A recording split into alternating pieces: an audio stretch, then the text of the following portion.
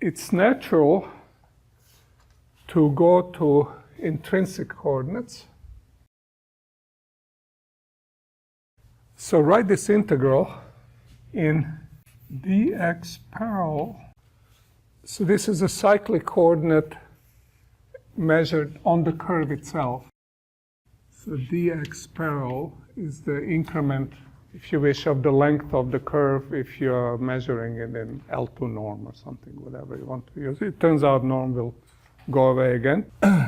And that's a cyclic coordinate because the thing is periodic. And it goes from 0 to length of your periodic orbit. It's embedded in some space. And then there are transverse coordinates. And there is d minus 1 of them.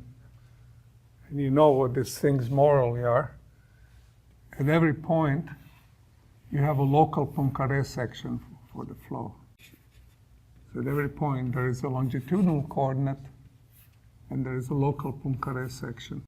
So in this direction, I measure x parallel, and x transverse is being measured in the remaining transverse coordinates, which have a property that in those coordinates, it's just a point at any given, in d minus 1 dimensions, like Poincaré section.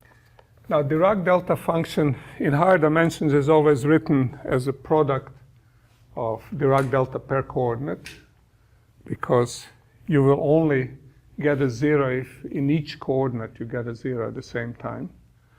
So it's written as delta of, let me put it parallel. So first delta, in which I look at x parallel minus the parallel component of my map. And then there is a transverse, guys.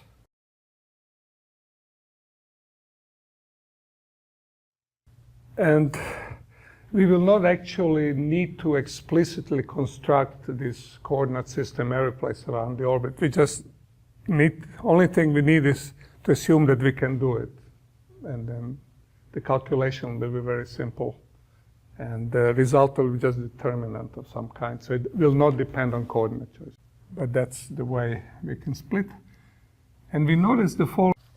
This splitting is such that when I look at the parallel direction, I only care about the points of return. So I really want to deal with this one-dimensional delta first.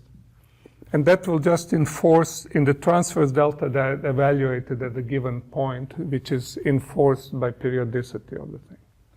So first thing I have to do is I have to figure out how to compute this integral.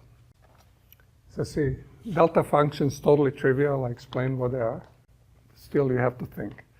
So, and you have to think whenever you have a continuous symmetry. In dynamical system, one continuous symmetry is always time, unless you're looking at maps, in which when you're looking at maps, then you only have to do this, which is very easy to do. And for every other continuous symmetry, you'll have to do a discussion of kind that I'll do just for a time right now.